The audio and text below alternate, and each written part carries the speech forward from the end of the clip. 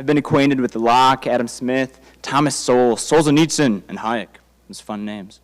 I've read a 19th century utopian novel, listened to a lecture concerning the effects of drug prohibition, and discovered the joy of good-natured dialectic with a dozen others.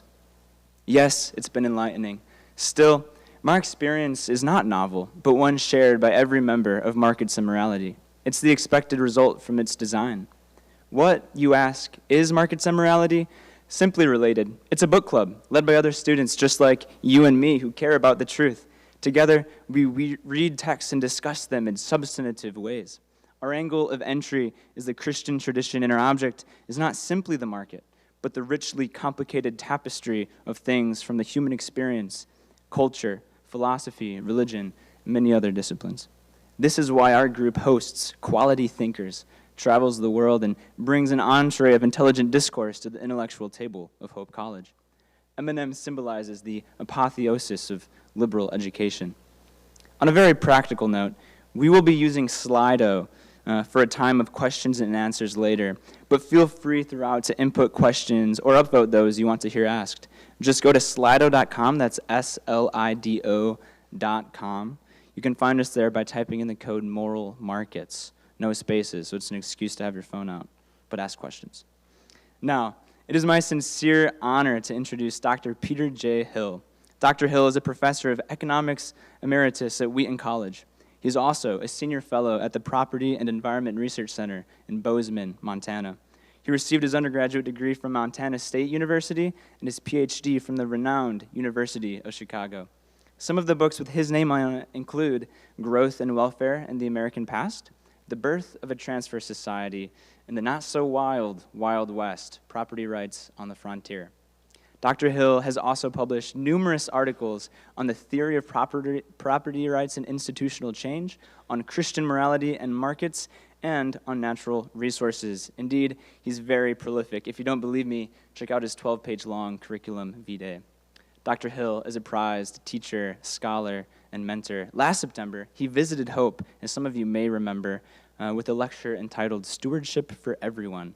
Currently, he resides in Montana, so we're grateful he made it in person this time, trading the ranches and mountains of Montana for the forested dunes of West Michigan. Please join me in welcoming Dr. Hill.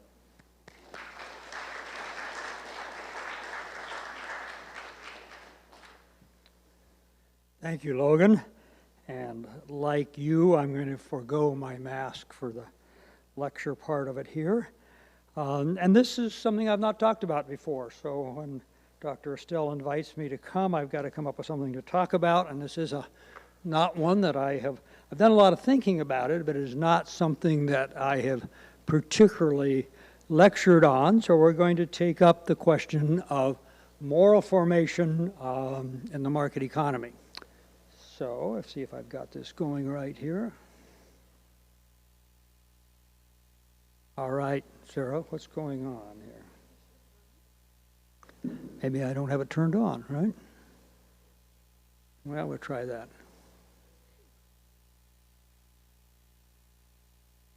It's always interesting to see if we can make the technology work here. Okay. Okay, we'll try it and see. Yes. So we're going to be talking about the process of moral formation. You're already in it. You're being formed one way or the other morally, thinking about what's going on in your life, and there's lots of input into it. So I'm not going to argue that you should be morally formed. I'm just going to try to provide one small part of the information and attitudes that you might have with regard to that particular process. So we have to say, first of all, where are we trying to go? What is it that we would like to do? And so we'll talk about the virtues. These would be something that you would think about aiming towards, and we can talk about the, oops, what happened here in terms of my, now what did I do? Aha, we're going to get her up here every once in a while. Back to the slideshow.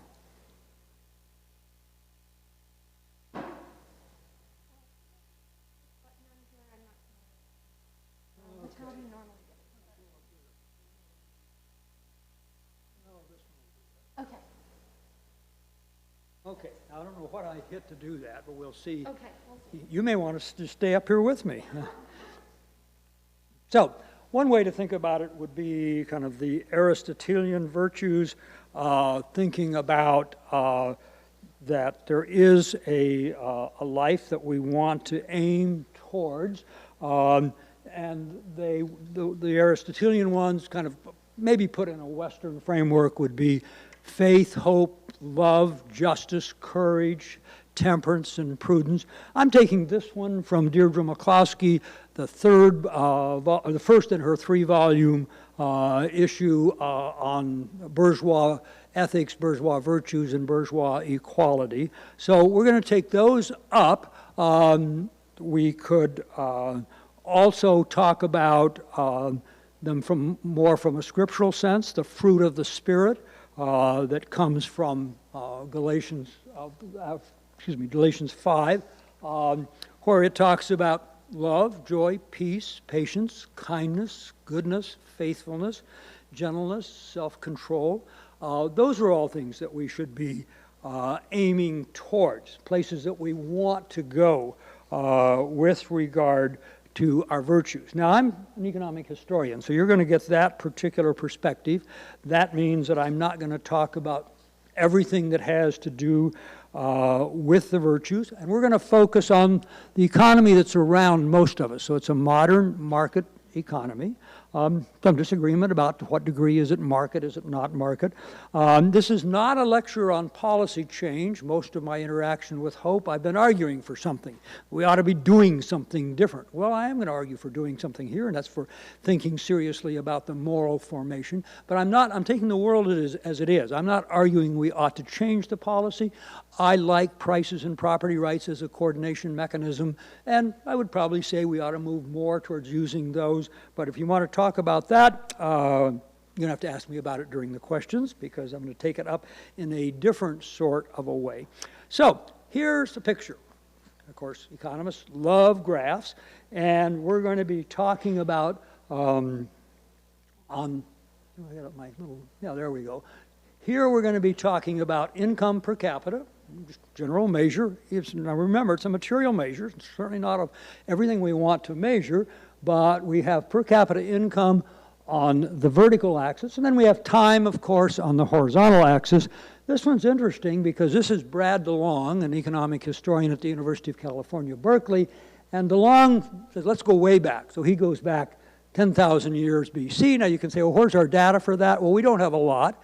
People have looked at skeletal remains, size of humans, those sorts of things. And so DeLong says, I don't know if you can see that or not, but there's a red line going along there.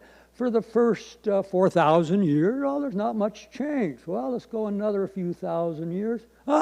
Still pretty much running right along on the horizontal axis. Remember, that's income per person, the best that we can measure it.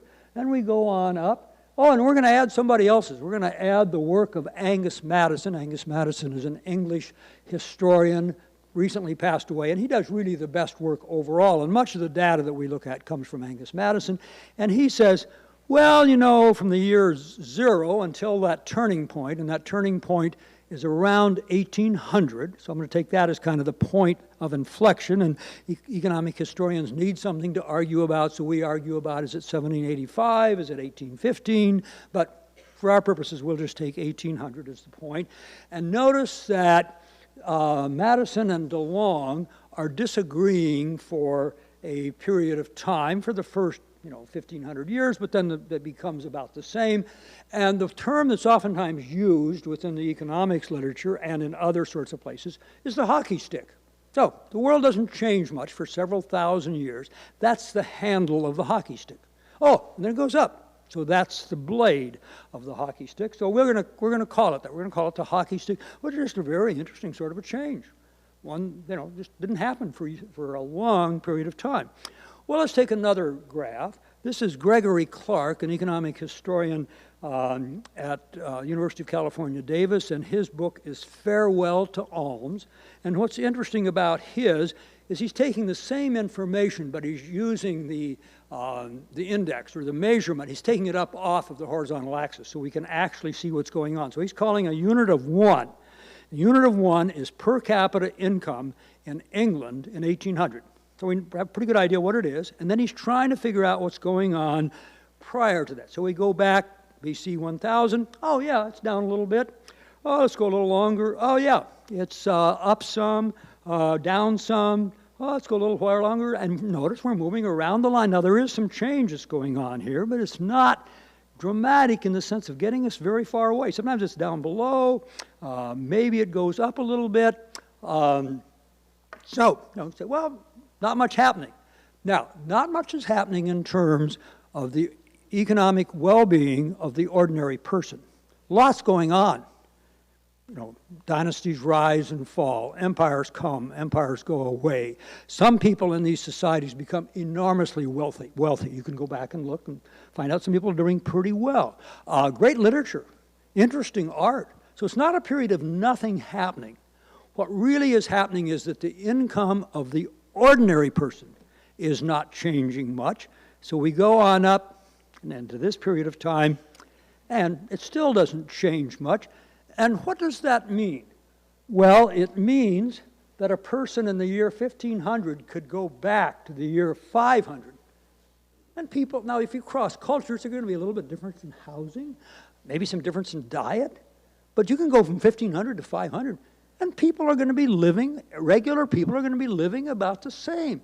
They're going to be faced with starvation in some years, some other years they're going to have plenty, or you can go from the year 1000 up to 1500, and lo and behold, the world hasn't changed very much. Again, there's differences in geography, there's differences in culture, but just in terms of how people live, housing, diets, the threat of starvation, the threat of disease, those are just pretty much this long, long period of history. Now, DeLong, of course, wants to go back longer, but we do have pretty good data, at least back as far as Gregory Clark goes. So, no big changes. And we go on.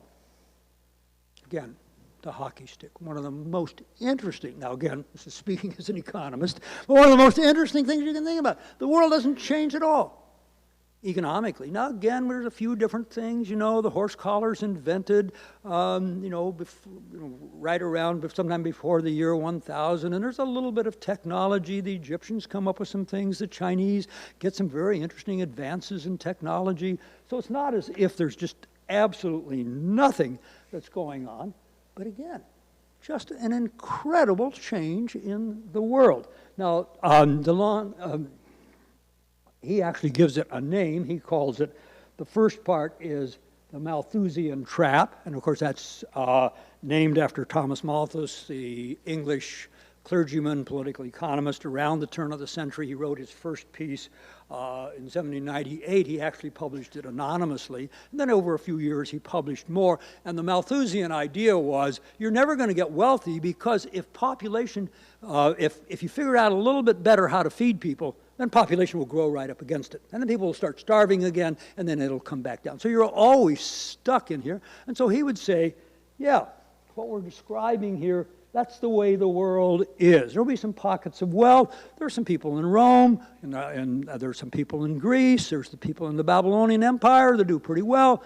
but there is not much of a change until we get to that point, again, which we are calling the year 1800. And then he calls it the Industrial Revolution. That's a term that's oftentimes used because there is great technological change there. I think the term institutional revolution would be a better one. I'll talk a little bit more about that because it's not the case that this is the first country with technological advances. It happens first in the Netherlands, then in England, and then it happens in North America, then in Western Europe, and then we'll talk a little bit about some other places in the world that it happens. But then he does call this last area the Great Divergence. And some of you have experienced that. Prior to this time, prior to this uptick, or it's more than an uptick, it's just this huge shoot up. Prior to this time, there's some differences. The wealthiest countries might have had per capita income about 3 times as much as the poorest countries. That's significant. You know what it is today? Well, we can't really agree about it, but Gregory Clark says it's 50 to 1. Some people say 30 to 1. The more pessimistic ones say 20 to 1. Some of you have been born and raised in countries that you know what it's like. Some of you have traveled in countries like that, and you know what it's like. Our son spent 2 years in Togo, West Africa. He said he didn't need data to tell you about differences in income. So just by sheer observation, some parts of the world are really much different than other parts of the world in terms of their economic well-being.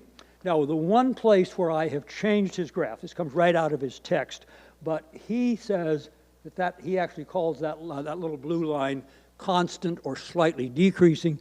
As I look at the data, I think that it has actually increased somewhat. So it doesn't mean there isn't still great divergence going on. Of course, it is different across different places. By the way, if you are interested in data, and that may not be something that moves a lot of you the way it does us economists, but go to the website up there in the upper right-hand corner, Our World in Data. It tries to do the best job that we can of putting together, and some of my graphs come from there. They've just got all sorts of data, and they're continually updating it. In terms of what goes on, they've got interest in COVID data right now for around the world. So that's interesting. One of the nice things about going to that particular place is you can put in any country, or you can put any series of countries. So this one has the US, Austria, UK, down at the bottom Indonesia, Argentina, and again shows the same sort of a pattern. We can actually do it by regions, and this one just goes from 1870. Again, on all of these, we're talking about income per person, the best we can measure. Some difficulties in terms of measuring, and in some economists spend some time trying to figure out how we're going to measure it, but generally agreed.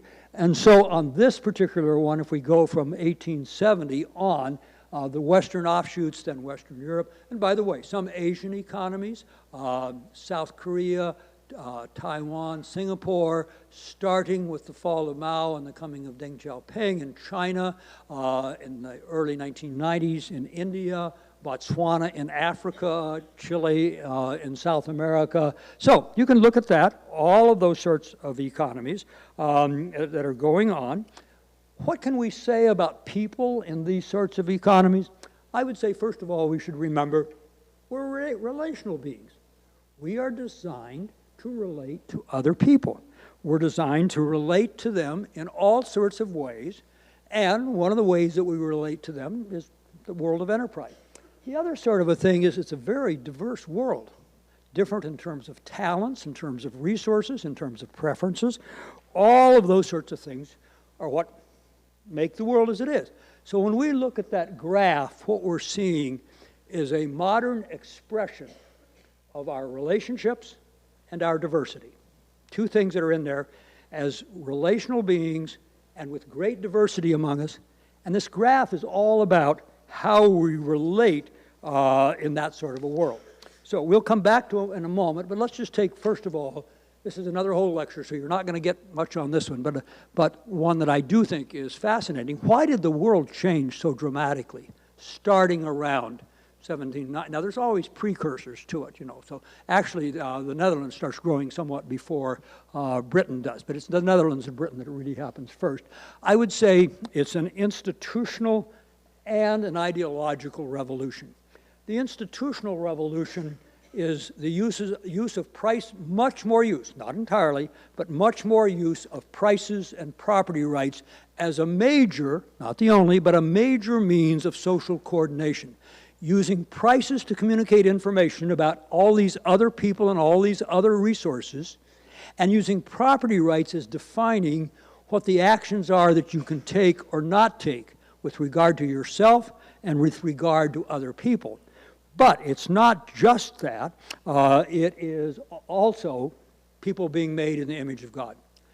That universally, everybody is of equal status in terms of who they are. So it's the idea of universal human equality, which, by the way, is throughout world history, is just very, very different. Not the sort of a thing that many ideologies think about. So this is that sort of a world. And out of that, of course, comes the rule of law. And the rule of law basically says that you're not subject to the arbitrary power of other people. That's pretty important. You're not subject to the arbitrary power of other people. So by the time, if you take the Imago Dei, universal human equality, you instantiate it in some sort of a regime, an institutional revolution, then that's maybe one of the big things that changes the world. Now, there's still some arguments about whether those are the main causes. I would list those as the main causes of the beginning of economic growth. Now, notice, when we talk about the Imago Dei and we talk about societies growing, and that this really becomes important, remember, it does not happen immediately. Think of the U.S., one of the economies that grows. Well, it starts during colonial times. What else is going on? Slavery. Slavery clearly does not reflect universal human equality. So it's been talked about, it's been put in place for some people. It has not been put in place for everybody. It does not happen instantaneously. But I would argue that it is just an important sort of an idea. At the end of slavery, we still have Jim Crow laws. So it's not, again, it's this whole sort of a thing that has to work its way out. Let's go back to the graph. The Malthusian Trap, the revolution, some sort of a revolution. However you want to label it, it is a revolution. And then the Great Divergence. How do I think about this period here? I mean, what do I think about when I see that huge change that makes the world so different in different parts of the world?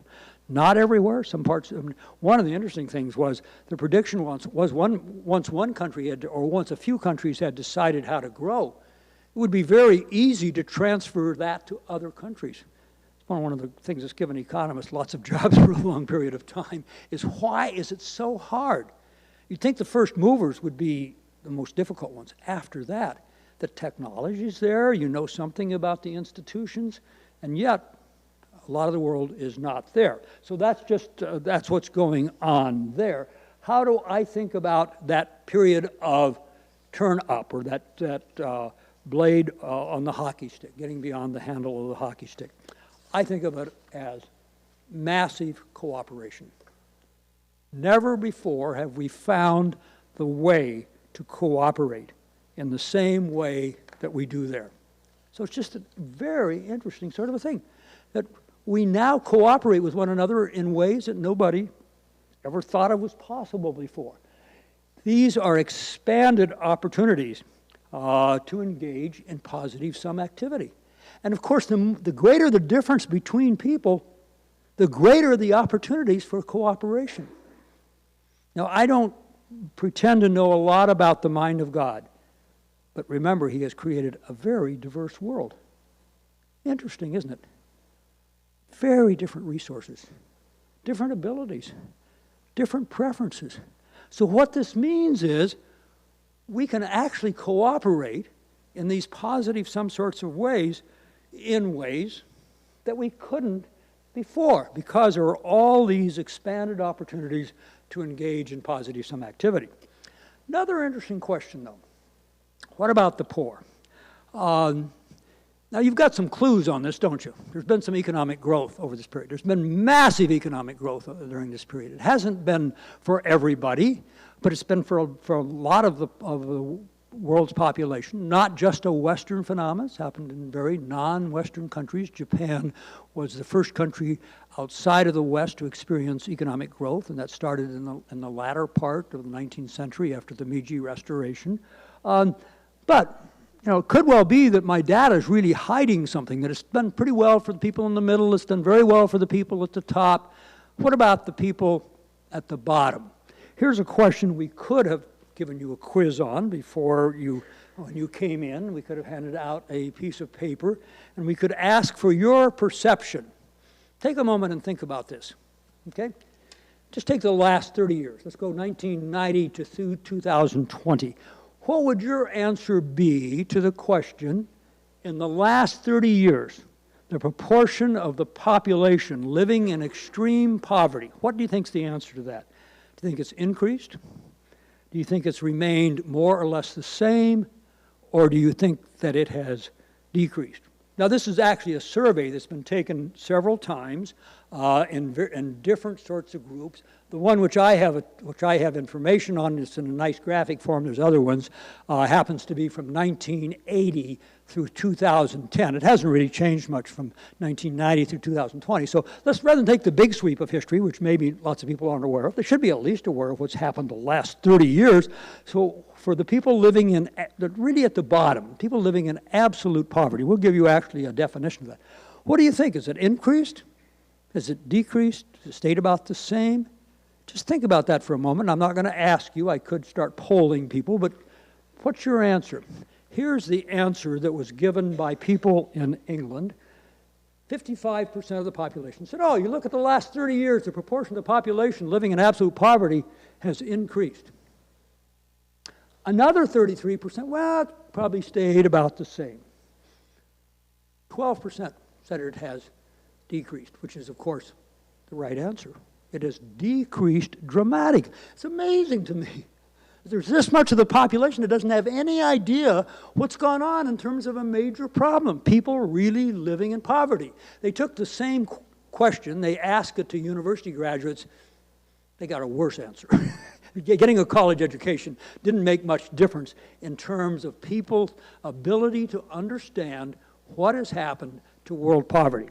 So, we'll go to another graph. This one is not that per capita income on the vertical axis. It is the percentage of the population. It's a little harder to read because there's actually 3 lines there. We'll take the yellow line first. That's the percentage of the population living on less than $2 a day. So that just happened to be the way that they were measuring it, these particular economic historians.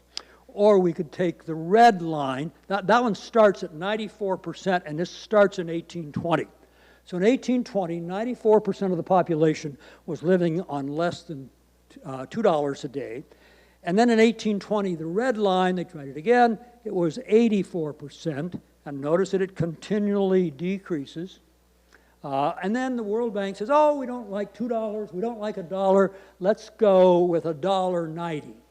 So $1.90 is the accepted number now for people living in what we would call absolute poverty, going through this period of time. And notice it goes from about 44% down to 9.6%. The Gates Foundation has recently updated it, and it's now about 8.5% for 2020. So that means, with regard to that number, if you're talking about it from 1980 through 2010, it goes from about 40% down to about 11%, in there somewhere. That one actually says maybe about 15%. It's now, if you're going from 1990, about 37% to 8.5%.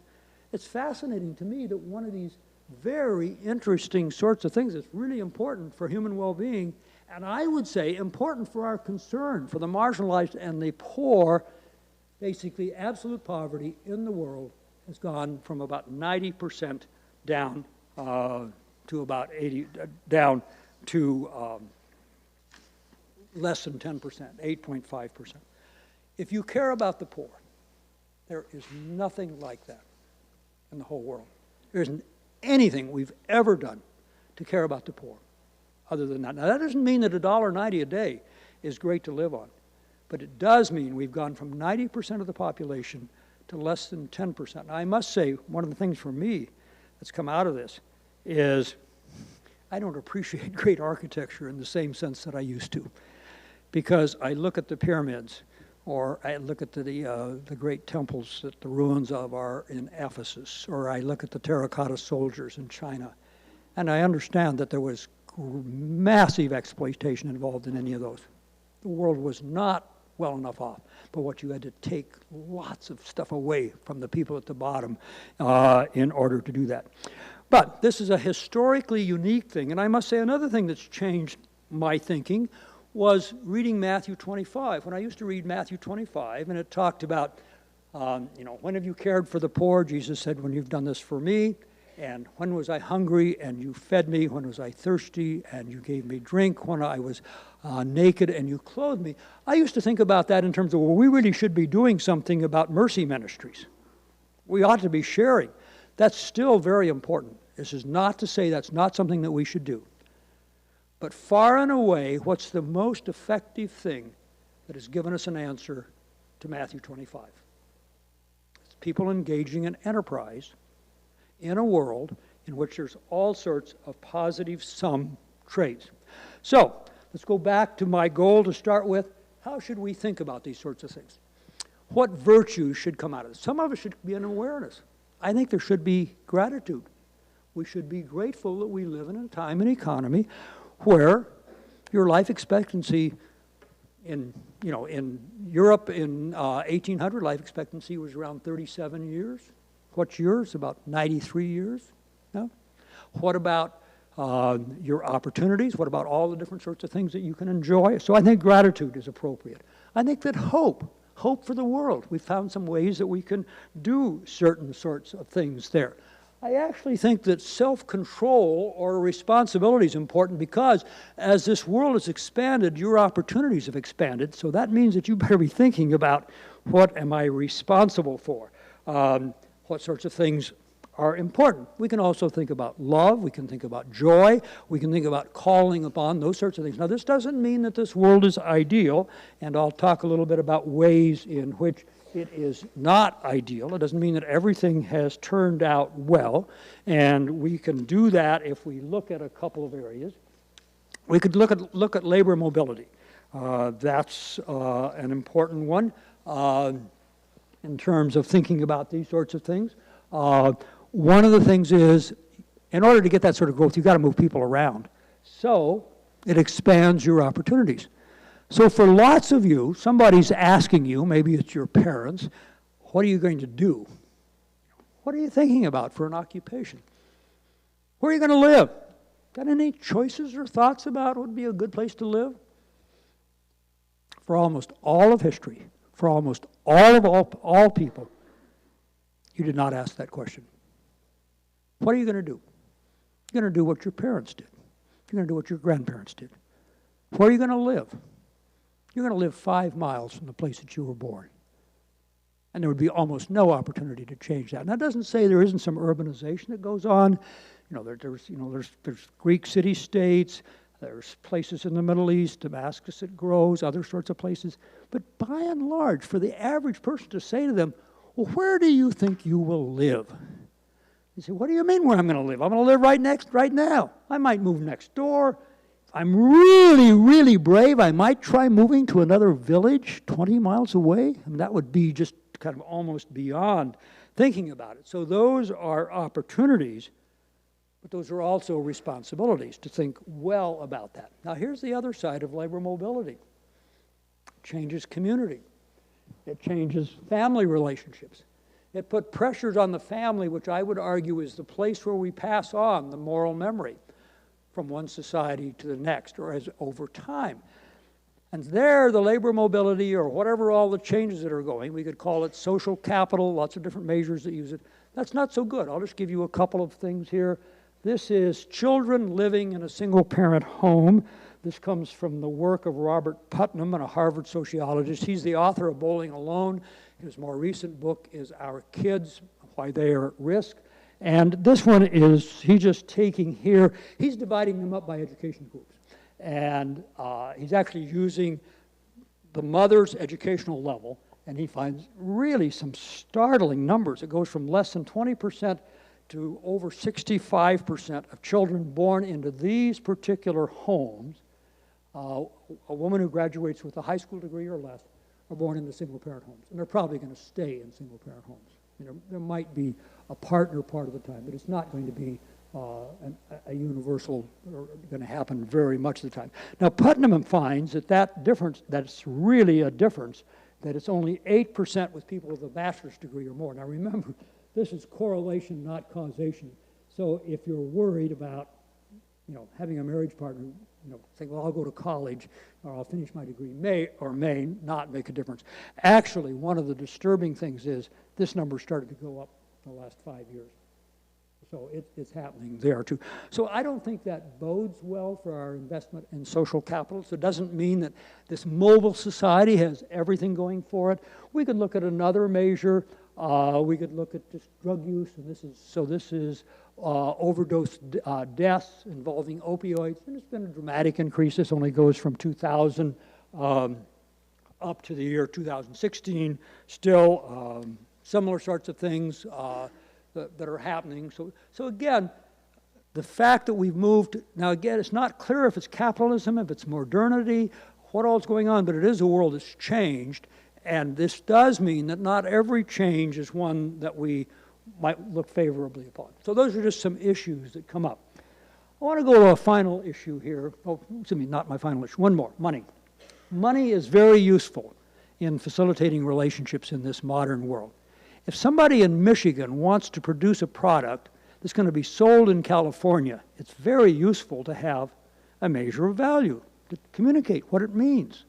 Now, it was useful in 1200 in a feudal economy in France. I mean, maybe it helped for you to be able to put some measure on your pigs because you wanted to trade them with a person that had wheat, but it wasn't nearly as important as it is today. So money is very helpful, and using this monetized economy helps people in California that want to trade with somebody in Italy, or somebody in Italy that wants to trade with somebody in Taiwan. So it's a very useful sort of a thing. There is a particular danger when you can call it money, you can call it economic growth, you can call it wealth, but there is the temptation that we want to use money as the measure of everything. That we're going to think that, and that actually producing wealth is the sole and highest purpose of human beings. And it's not. So I would argue that it's generally a good thing, but there can be a particular temptation there that we need to be aware of. So we have to be cautious, or we have to be very thoughtful in terms of our virtue formation as we think about some of the downsides that might come from that. Okay, last issue. I'm going to get really specific here, and I'm going to say one of the anti-virtues, one of the things we should not be involved with, is envy.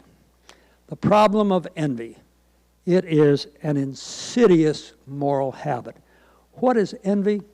Envy is sorrow over another person's good.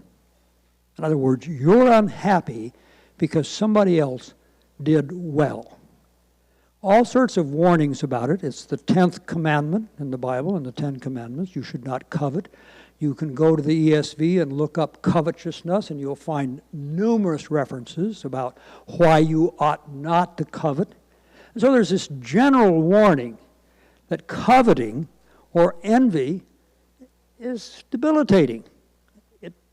Other habits, at least there's something going along with it that, greed is not good, but sometimes greed is really rooted in just wanting to get ahead. And so there may be a good side to it, even though greed is bad. Anger may be really problematic, but anger could be at root a misshapen hatred of sin. So there's something in envy. I can't find anything in that. It just means that you're unhappy because somebody else did well.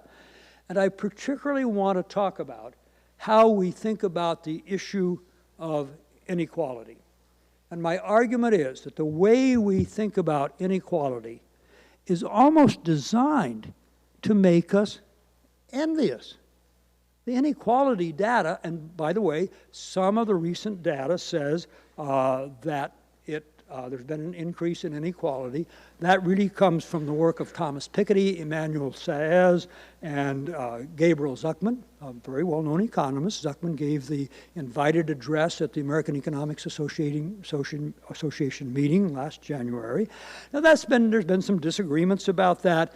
Gerald Otten and David Splinter have a 2019 paper where they say this data really isn't right, that there's not been a dramatic change in inequality, and now there's the May issue of the Journal of Political Economy has a whole issue arguing, or a whole article arguing about the data, saying, well, really it hasn't changed very much. Inequality's just kind of stayed about the same. I'm not even going to that argument. I'm saying, how do we think about this whole question of inequality? Is it a problem? Is it something that we should be concerned about? And many people say that it is. When Barack Obama was president, he said, inequality is the defining challenge of our time. Now, he's not alone in that. Many political and economic commentators look at the inequality as a measure of injustice. In fact, if you want an interesting experience, just go Google inequality and injustice, and you'll find that they go together lots of the time. So the question is, that I'm asking you is, do changes in measured inequality represent changes in the degree to which our society is unjust? Now remember, we should be concerned about poverty. Measures of inequality are very poor measures of poverty. It may or may not, and particularly changes in inequality over a period of time. So I would argue that this really is a zero-sum view of the world. Remember, if you go back to that period of time where that graph goes up like mad, that huge change in per capita income, what's going on there? An enormous structural transformation in economies. In the U.S. in 1790, 90% of the labor force was engaged in agriculture. Today it's 2 or 3%. For a while we were a major manufacturer. We still manufacture a lot, but we're a lot of a service economy. A lot of it's a knowledge economy. In all of that, the real question is, what's going on in terms of adding that up? And so the real question is, if you have a positive sum view of the world, why does the summation of a set of morally appropriate interactions lead to an unjust result? And that seems to be where a lot of people come down on that. So, we look at that transaction, that one's okay. It was willing consent, people were informed, there was not fraud involved. Oh, here's another one. But lo and behold, and we add that all up, and people are saying, oh no, but inequality increased. And again, my argument is that inequality doesn't have much to do with injustice. In fact, the computer that I'm using here is a MacBook Air. I'm a purchaser of Apple products. This program was done in Keynote, an Apple software, MacBook software. I actually have Microsoft Office on my computer also. When I first bought my first Apple product, Steve Jobs was still at Apple, still alive. Did I increase any inequality then? I don't know. I was happy with my purchase. Lots of other people were happy with their purchases. The owners of Apple, the workers at Apple, the people in the supply chain for Apple, they came out of it better. Now again, not every trade turns out to be good, but the rule is, are these willingly entered into uncoerced exchanges? And if they are, the effect on inequality, since the society is going up and down and there's all sorts of changes, we don't really know. We do know William Nordhaus, the 2018 Nobel Prize winner, did some calculations about the social gain from an entrepreneur innovator. And his estimate is that that person gains 2% of the total social gain from a new idea that's put into production. So 98% of it goes to the rest of the people. Now that 98% might be spread over lots of different people, and that 2% could be very concentrated. But I can't say that that gives me great moral distress. Take another couple of cases. I don't know Diane Hendricks. She grew up on a dairy farm in Wisconsin. She's one of 9 sisters. This is from the Forbes 400 richest people in the U.S. Her company, ABC Supply, has become one of the biggest suppliers of roofing materials and vinyl siding in the U.S. So, you get a hailstorm on your roof, you decide to re-roof it. You buy your materials. 30 years ago, there were probably just numerous suppliers, and there's still a fairly competitive market in it. But when you do that, Diane Hendricks is worth $11 billion. What's she going to do with that? I don't even know if she uses it morally appropriately or not. But when you buy your vinyl siding or your roofing material, it may be that you've increased economic inequality. Or maybe you didn't. Or here's another one. Just look at Ernest Garcia. He is the co-founder of Carvana, an e-commerce platform for buying and selling used cars. Now that's somewhat different. We can go back a ways, go back quite a ways. John Lunn. What was the first car you owned?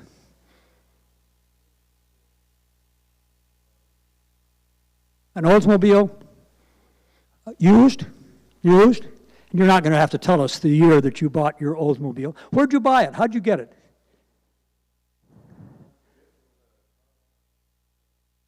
Okay, yeah, it could have been an ad in the paper, it could have been a friend, it could have been the guy with the beer belly and the stogie that had 40 cars sitting on his lot at the edge of town. I don't know where you got your car. Today you might get it from Carvana, this e-commerce platform. Garcia is worth about $9 billion because he's put together this commerce platform. Should you worry about the fact that he's going to end up on the Forbes 400 list of wealthiest people? I don't think so. Now, it turns out that the world changes, and now there's some evidence that Carvana has actually grown too fast. They're having trouble getting the titles quickly enough from the previous owner to the new owner, and maybe they're going to have to cut back. So again, maybe Carvana will collapse, or maybe it'll cut back, or maybe in 5 years it'll grow. But all of this is to say that these voluntary, willfully entered into transactions, if they are morally appropriate, then the results, I don't see any reason to think about them. But the way we treat the inequality data, as soon as there's an increase in inequality, we say, oh my goodness, let's go back and find the injustice. Now, it is possible that inequality and injustice are the same thing. And there's several areas I would point to here. One would be crony capitalism, rent-seeking. So the extent that that wealth, remember, rent-seeking comes when you capture wealth without creating wealth, and you can go to any of your economics class and talk to your professors about rent-seeking, but it's the attempt to get special favors in that advantage you. So crony capitalism could well be the cause of a certain amount of inequality. It could be inequality of opportunity, particularly with the way that we provide certain things that as a society we've decided should be provided. For instance, take education. Every person in the United States gets $160,000 of free education. Now, is that provided equally? Boy, some tremendous differences there in terms of that provision of education. Should we be concerned about that? Yeah, we should. That should be, there could be inequality of opportunity. There could be exploitation. I would argue that those are real problems. They are problems that should be dealt with. They should be dealt with as problems. Not by going to the inequality data, but by taking those sorts of issues and saying, okay, let's think about this one. I give a lecture this afternoon about a particular area in terms of rent-seeking in public goods that, where I think is an issue, but I would think about dealing with it there. Don't deal with it as an inequality sort of a problem. So those are issues, but as I look at this whole graph, how do I think about this whole period here and this big increase here? I would say, oops, I'm going to get up here, that actually that first period, that first several thousand years, is massive rent-seeking, massive crony capitalism, great inequality of opportunity, and lots of exploitation. Now, it doesn't mean it hasn't happened today, but how did we move away from that? So one of the reasons to be optimistic about this is that these previous societies, and again, a lot of the world has not necessarily moved, but if you want to think more about it, I would recommend Violence and Social Orders, the book by Doug North, John Wallace, or Barry Weingast. You could turn to Daron Acemoglu, Why Nations Fail, and his book with James Robinson. 2019 book, The Narrow Corridor. It has some great arguments and some bad arguments. Dr. Estelle and I think that it doesn't put everything together well, but basically it's trying to describe what happened to change that sort of a world. So I do think those are issues, but I don't think that those are the defining issues that make us say we shouldn't have had this period of economic growth, where we look at several thousand years with almost no change in the well-being of the ordinary person to one in which there's dramatic change in the well-being of the ordinary person. Okay, we should be thinking and acting well with regard to others. We should be thinking and acting well of ourselves and engage thoughtfully in virtue formation. Thank you.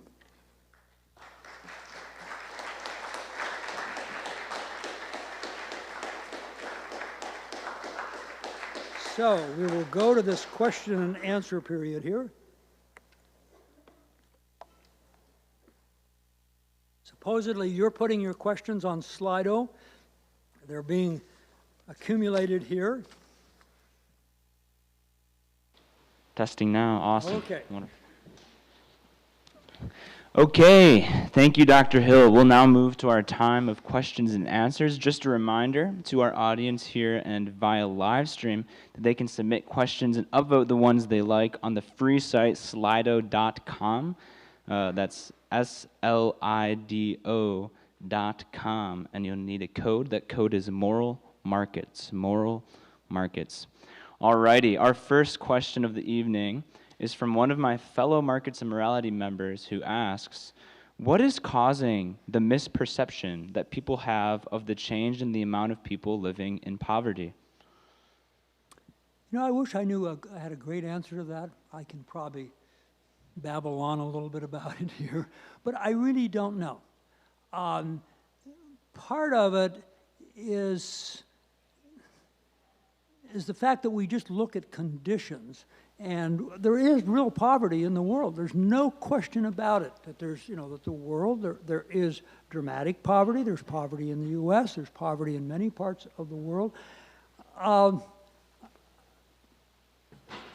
think I would like to hear Dr. Lund and Dr. Estelle expound on that one. Why do we miss that one so much? And it's been interesting for me to see these surveys. I didn't know until I started looking at our world in data and these different surveys, which, by the way, have been taken in lots of different situations, and almost nobody gets them right. About half the population would say, for the last 25 or 30 years, the poor have gotten poorer. The idea that it's gotten better, part of it is the way we think about news. Our news reports a famine. Our news reports what's going on in Ethiopia with the Tigray people. Our news reports unrest in certain, that makes news. The fact that, some kids this year have enough food to survive, and 15 years ago they wouldn't have had enough food to survive. It's hard to write a story about that. So the fact that we live in this kind of supraconscious world and wanting things that are going on. I mean, it's really interesting that the number of civil wars in the world have gone down over time. I mean, you look at the news, you'd think it's just getting worse and worse and worse. Now, maybe it will get worse, but there's been all sorts of evidence about violence, about opportunities. And so it, again, doesn't mean the world is a great place. I just think there's lots of things we should be concerned about.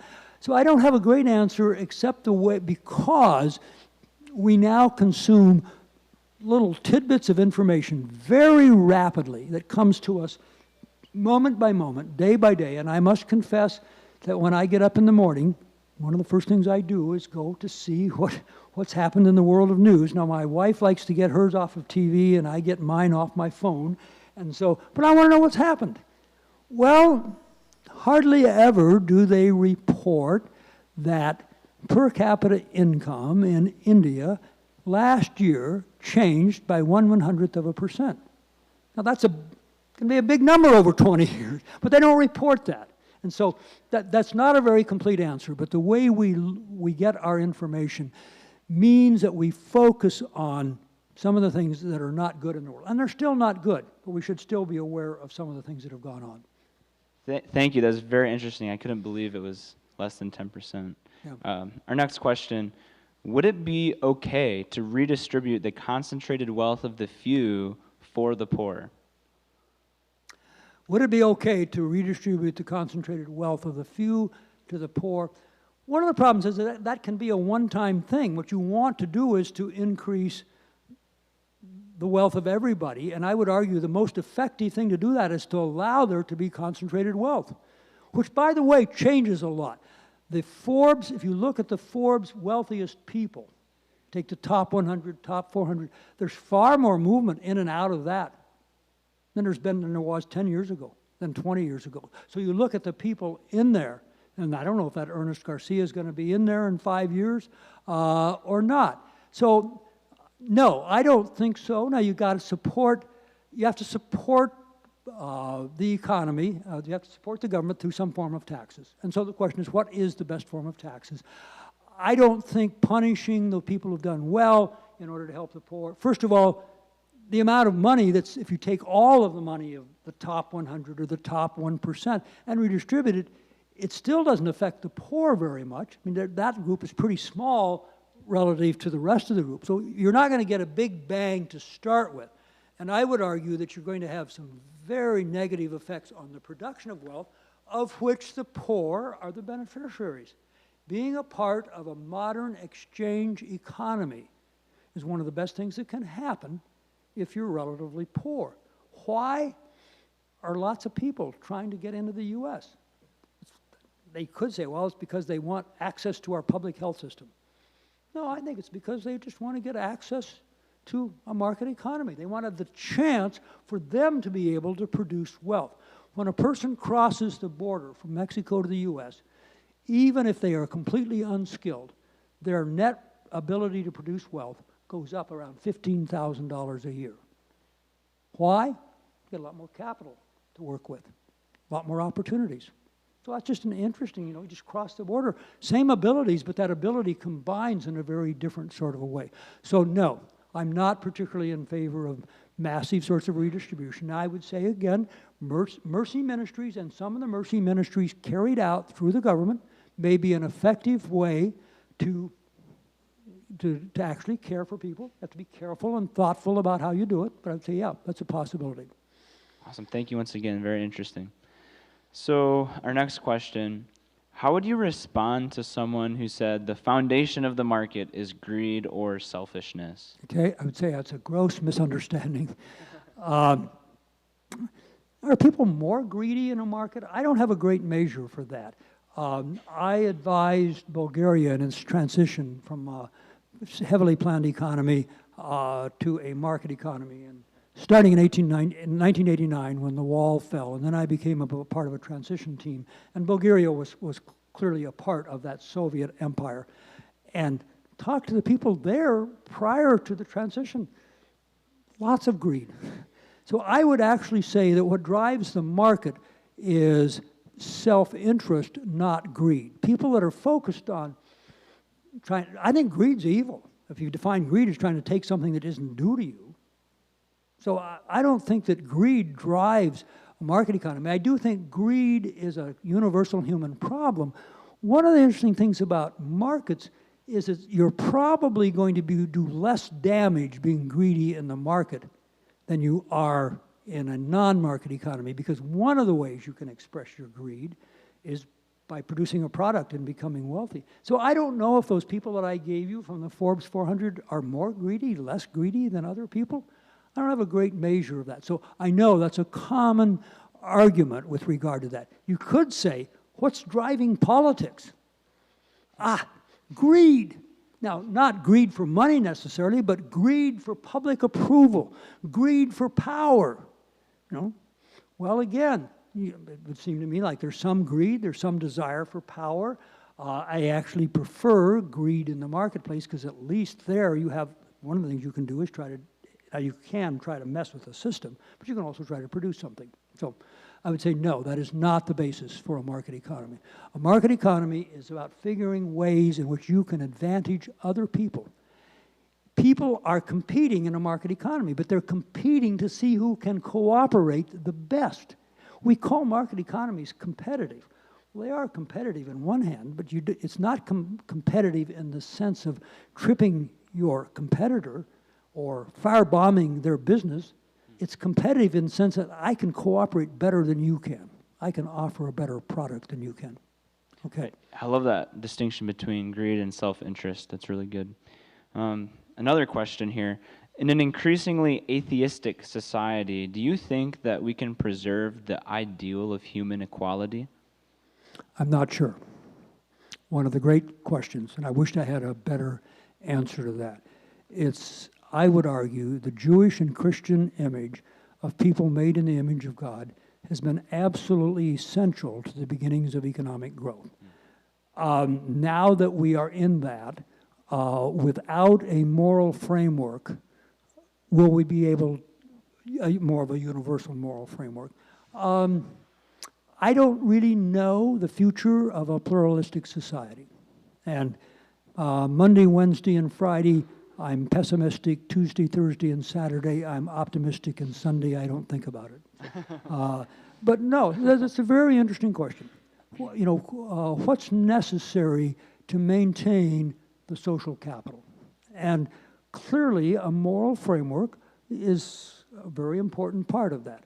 So we're involved in a great experiment of pluralism. I don't want to go back on that, but I also can't tell you that it's always that it will work out for the better. So. Thank you for that. How would you respond to demand for an increase to minimum wage, given that the current pay for unskilled labor seems unsustainable for day-to-day living? Easy question for an economist. Don't go there. Don't do that. Minimum wages are a terrible way to try to help the people that we care for at the bottom. I mean, there's just no question about it. There is this issue that some people increase their income, but clearly the ones you would care most about, the marginalized, the oppressed, the people that don't have great English skills, the people that may have all sorts of other disabilities, the people that are just entering the marketplace, they need jobs in order to develop some of the skills that will make them more valuable in the marketplace. If you really want to get political about it, I much favor something like the earned income tax credit over the minimum wage. Now, all sorts of issues there about how big it should be, for whom it should be, but the earned income tax credit actually adds, it's really a wage subsidy. And so if you're going to go with some way to try to help people, leave people employed, particularly leave people at the bottom employed. And the fact that you look at the data and says, well, that's not enough for a person to live on, well, that just may be the way the world is. By the way, if you look at the minimum wage data and you look at the people getting the minimum wage, a high percentage of them are not major wage earners in the family. There's a few. You can pick out some people earning the minimum wage who are the single wage earner for their family. Somewhere between 60 and 80%, depending on the data that you look at, are second earners. They are children from an upper middle class home. They are people working while they go to school, while they earn a degree that's going to increase their income a lot. So I regard the minimum wage as one of those cases where good intentions just have terrible sorts of results. So there are all sorts of ways to care for people other than the minimum wage. And the minimum wage is one of the worst ones you can do to go there. We've been pretty fortunate in the past in that the minimum wage was not that far from the low-skill wage. Now people are saying, well, now we've got to get it way above that. And we're just going to see all sorts of terrible effects out of that. You convinced me. I don't want the minimum wage anymore. No. What are practical ways that we as academics / college students can engage thoughtfully in virtue formation? Think well about the virtues. Look at them. Figure out how the world feeds into the virtue formation. Practice the habits. There are particular habits. I think the habit of gratitude. Waking up in the morning and being grateful for the situation that you're in, which isn't always pleasant in all sorts of ways. But I think being thoughtful about the world, taking some econ classes and getting good information about the world, and then putting that into this virtue formation framework, asking yourself, as you look at the fruit of the Spirit, are you there? Well, maybe a little more love, joy, peace, patience, kindness, fidelity, tolerance, self-control. Just run through the checklist. Which are one of those that you should be working on? And so I need to do that. I need to be very thoughtful about just not living my life, but being reflective about it. And that's what I would encourage you to do. And by the way, I don't pretend to have given you anywhere close to the whole framework of virtue formation. Lots more that goes on there in terms of your church, your family, your relationships, your understanding of the world. So, next question. Awesome. Love that advice to practice the virtues. So we have a few questions about GDP. Mm-hmm. One asks, looking forward, do you expect the wealth of the world to continue spiking upwards, or will it eventually hit a ceiling and plateau? And another asks, can the GDP of the world ever decrease? Well, the GDP of the world could certainly decrease. If there are last, the COVID has been hard for the world, but it has not been anything like, say, the bubonic plague now in the 1300s. Now, we may be able to deal with that better now. The vaccines look like maybe we can get them out fairly quickly. But yeah, I can see a world in which it could decrease. I don't think that's a very likely sort of a thing, but it could plateau. So there's, I'm kind of a technological optimist. There's, if you want two people on either side of, some of the economists, Tyler Cowen for a while, although he's changed his position a little bit, has argued that we've grabbed all the low-hanging fruit in terms of technological change. Now it's going to be more difficult. And Bob Gordon at Northwestern University is also less kind of maybe a technological pessimist. In other words, we found most of the things that we can do. So therefore, things would slow down. I would say, well, even if they do, so the rate of growth doesn't increase, but we could still try to work at transmitting it, letting all of the world be able to have that. But then Joel Mokyr, another economic historian, and really a history of technology guy, but he disagrees with that. He thinks that technologically, our ability to work at the molecular level, our ability to do lots of things we haven't done before, means that he's basically a technological optimist. I don't know if the world will continue to grow at the rate that it has. It could well be that we will slow down. I lean more towards the technological optimist side. If it's not, I'd say, well, maybe that's the way the world is. I would still like to see the advantages of higher income available for all the people of the world. So even if the rich countries slow down their growth or get very close to zero, then it would still be that sort of an issue about maybe other countries can. By the way, one of the interesting things to think about with regard to economic growth and differences in income, within the growing countries, or the countries that have experienced economic growth, we talk a lot about income differences. If you look at consumption differences, consumption income, that is so much closer together than what it used to be. Dennis Washington is the wealthiest person in Montana. I've never met him. My only gripe against him is that he gives money to the University of Montana rather than to Montana State, where I'm a graduate of. But Dennis Washington, he's like 60 or 70th on the Forbes. There's not that many wealthy people in Montana, but he's really up there. He's got a construction company and he owns all sorts of different firms and so Dennis Washington, when he drives across Montana in his Lamborghini, and I drive across Montana in my 2012 RAV4, what's the difference in our, speed limit's 80, so maybe he's going to break the speed limit. But I would argue the differences between Dennis Robinson and me, in terms of and he's really, really, really wealthy, they're that small. When Dennis Robinson wants to go to the grocery store and get a fantastic meal, do I worry that he's going to get so much better meal than me?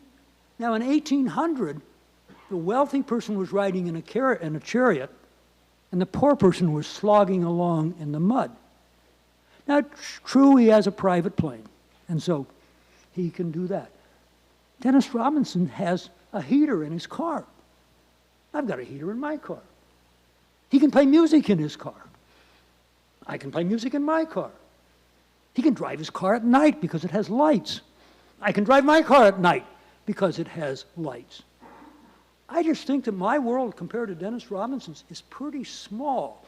And as we look at income inequality, I think that consumption inequality, there's still some people at the bottom in the modern society we should be concerned about. But for most of us, for most of the time, why do you care that Ernest Garcia has $9 billion in the bank account? If you had it, would it change your life that dramatically? And so just in terms of all of those sorts of things. So. Nice. This is a quick technical follow-up on GDP. How do those GDP figures account for inflation while keeping the definition of extreme poverty constant over time? Okay, good question. They try to adjust. You know, there's quite a few economists that their major source of income or activity is trying to adjust those numbers for inflation. And so remember, those numbers are oftentimes worldwide, so you're trying to adjust and you're trying to put it into something that we would understand. So yeah, there are issues with regard to that. And sometimes when we're doing comparisons across country, there's questions about, do we use the existing exchange rates? Do we use purchasing power parity? Those are all things you can take up in an international trade class. But there are technical questions about adjusting for those sorts of things. To my understanding, and it's not something that I work on, some very smart people have put a lot of hours in trying to adjust it in the best way possible. And if, by the way, the world of ideas is pretty competitive in those sorts of things. So if somebody finds a gross error, if you are a PhD graduate student and you find a gross error in the income data or a much better way to do it, you've got a job, because you are going to come out looking great, because hundreds of people have worked on it. So I just think in those sorts of areas, yeah, we're not perfect, but somebody that finds a better way, they're going to argue about it, and it's going to enter into the data if it's a better way. Awesome, thank you. Our next question seems to be related to social justice-oriented organizations in general. It asks, do you think organizations like Black Lives Matter might go too far one way in the name of human equality and actually cause inequality? Could be. I do think that both the Black Lives Matter and the hashtag #MeToo movement are rooted in fundamentally this idea of human equality. What makes them grab people's attention? The fact that people say human equality was not treated here. So you have to talk about specifics in particular cases. Could it go the other way? It could. I'm grateful that we live in a society where those issues can be brought up. Now, do I agree with all of the particulars of how that gets expressed? Not on every margin. So yeah, that could be, but I think it speaks well to our ideological commitment that when that argument is made, people say, that is an important argument. You want to show me that people, by the color of their skin, have been treated unfairly. That's a real argument. That these women have been treated unjustly because of the power of people over them. That's a really... Now remember, through most of history, those were irrelevant arguments. So I just think I'm just grateful the way we live in a society where those arguments can be brought up. Now the particulars of it, I'm not so concerned about the Black Lives Matter one. There's some parts of critical race theory that I'm not particularly enamored with, but the whole idea of just human equality, and we're trying to get there, is just really, really important. Nice, great attitude about that. I should adopt that as well.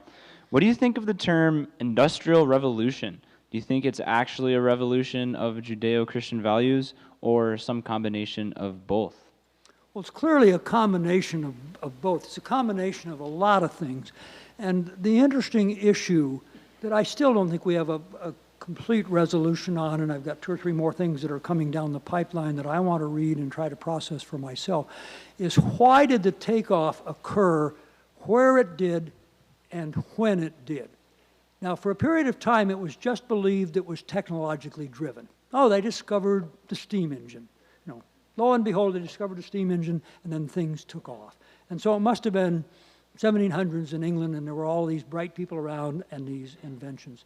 I put up the slide of Deirdre McCloskey earlier. She argues that what happens is that there was a change in the attitude towards the entrepreneur.